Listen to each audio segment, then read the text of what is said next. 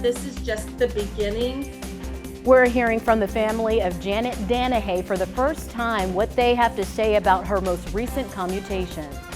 Plus, even colder weather is settling in at the end of the week, what you need to do to your car before making your holiday drive.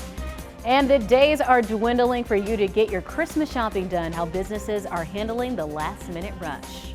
But first, we are about to see some cold that we haven't seen in nearly 9 years. The last time we reached 13 degrees was 2014. Yeah, now the WFNY News 2 weather team expects that to happen on Friday. Meteorologist Eric Chilton is tracking that Arctic chill. And Eric, how are things looking now? Yeah, you know, we're talking rain first, a cold rain. And think about this too, if that timing had been correct, we would have had a decent snow event, but that is not the case.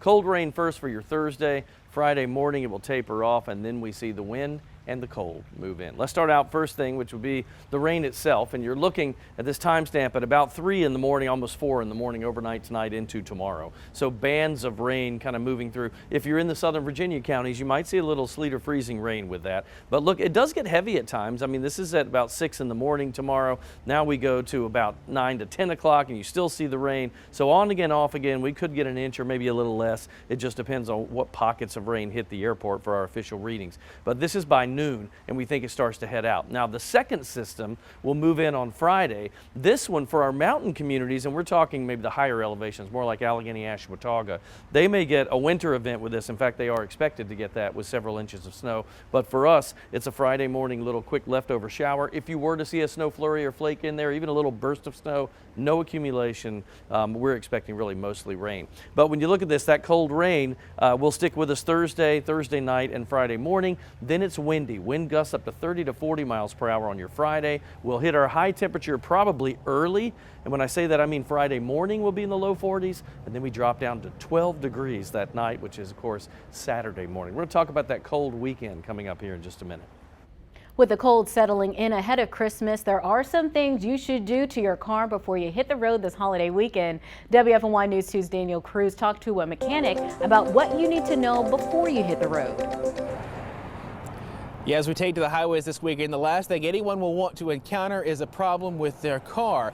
But there are some things that you can do now to get ready for those travels and hopefully keep a mechanic's bill from crashing your Christmas. Starts with checking your car's battery, especially if it is more than 2 years old. There should be a sticker either on the top or the side of the battery that shows the month and year it was manufactured. The cold can drain the cranking amps and cause your car not to start. Second, check your tire pressure. Under or overinflated tires can cause excessive wear to the tire. There's a sticker in your door jamb that will show you the tire pressure recommended for your car. Lastly, check the fluids, antifreeze, oil, and your windshield washer fluid. If you're low on antifreeze in particular, your car could overheat and your heater might not work as it should either. It'll cause an overheating problem. A lot of times if you don't have good heat in your car, it's because it's low on antifreeze. That's the first sign that people get, like if they have a leak or something, they won't have good heat in their car.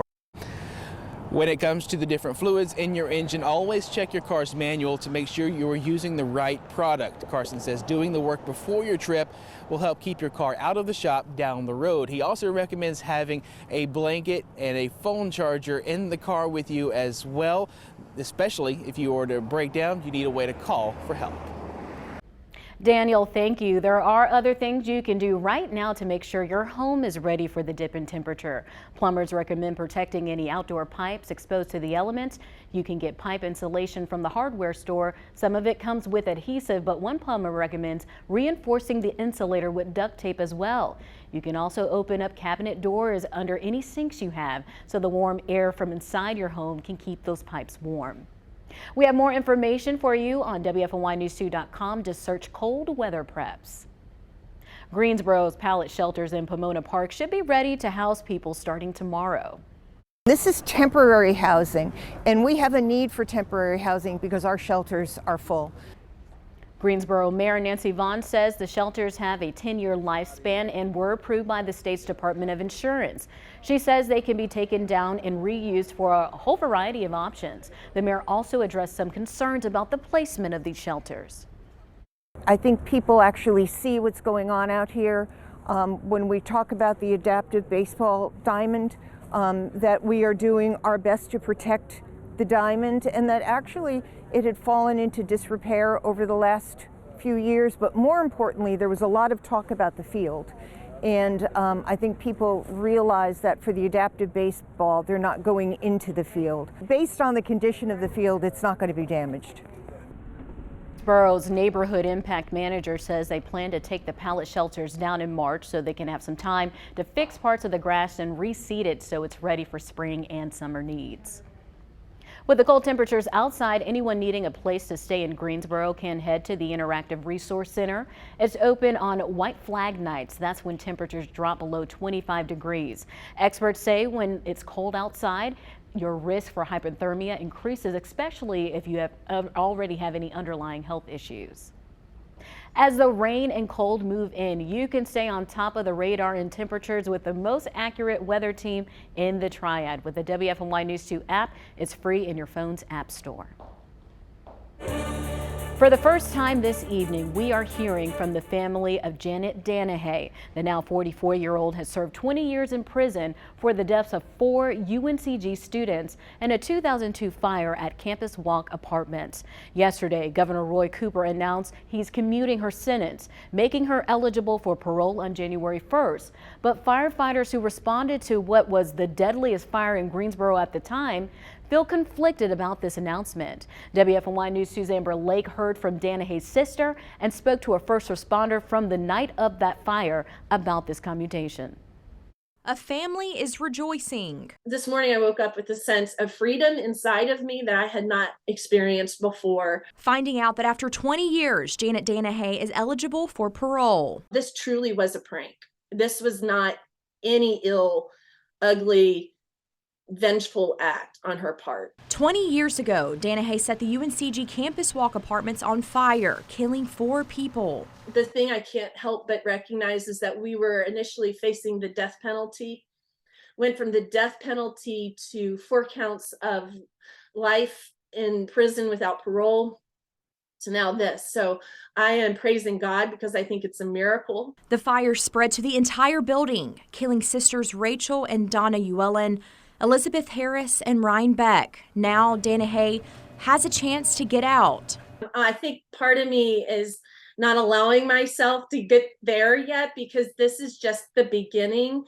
We still will, we still need to go before a parole board and make our case as to why we understand she is worthy of their consideration and release. And so that decision is it is still to be determined. Many others were injured in the fire.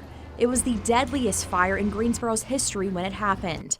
Retired Greensboro Fire Chief Larry Cockman responded that day 20 years ago. There was multiple fatalities, or any fatality really, but those multiple ones that under sad circumstances stick with you forever. And that's one that will be with me forever.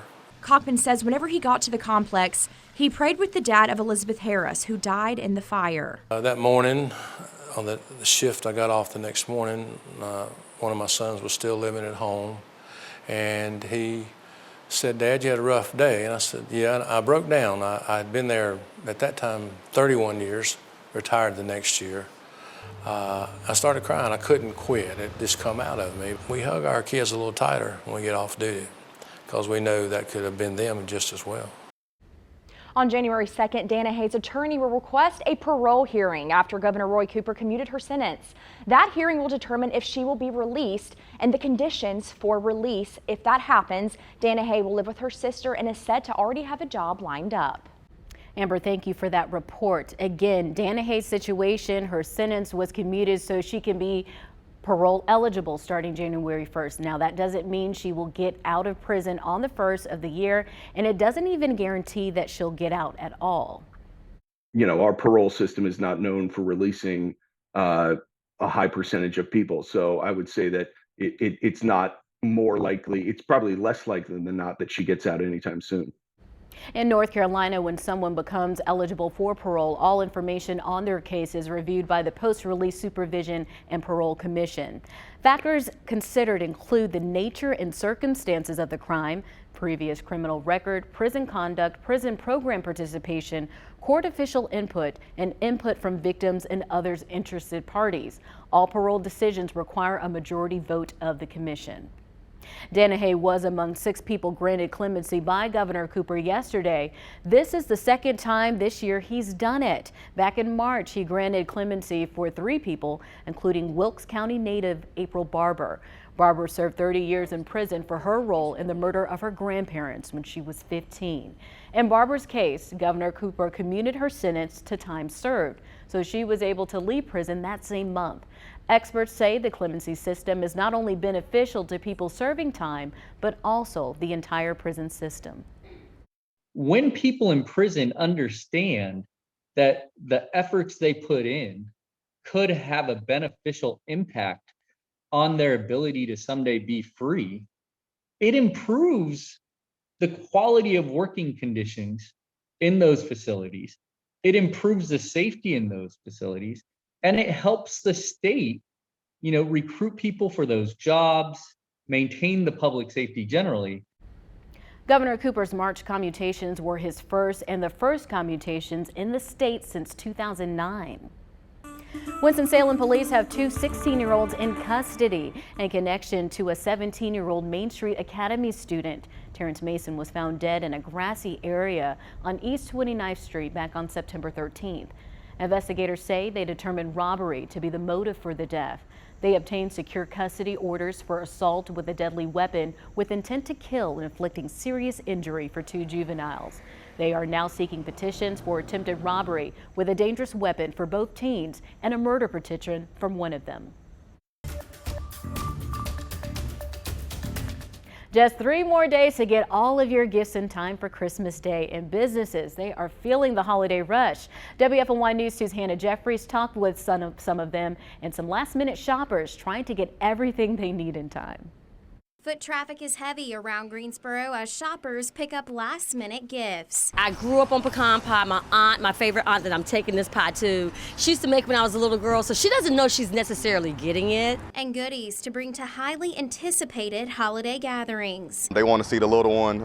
It's been like over a year since he's seen them, so we're just stopping by. Whether it's on the list or not. Everything looks so delicious. I had to pick up a couple of things for dinner tonight. While it's easy to wait until the last minute, bakers say people should order weeks out from pickup. 2 weeks notice is better, but sometimes people just think of things they want at the last minute. For the first time since 2020, Maxi B's patrons just started doing in-person ordering at the beginning of December. All measures that were taken away during the thick of the pandemic. So there's lots of different options, different ways to order, different ways to sit and eat, so we're really excited for that. With various ways to order, employees are baking hundreds of cakes, even if they're not fully staffed. We are struggling a little bit. I will say it's not as cushioned as we would like. I know the kitchen team especially, they are working really hard to make sure that everybody has a cake on their table this Christmas season. Employees welcome people in, but ask for patience while fewer helping hands grasp pre-COVID order numbers.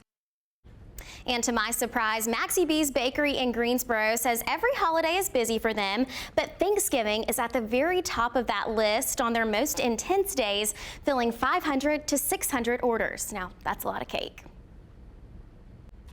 Thanks, Hannah. Well, this holiday, make sure all the loved ones in your family and in your life are happy and healthy, including the ones on 4 legs. What pet dangers you need to look out for? That's next.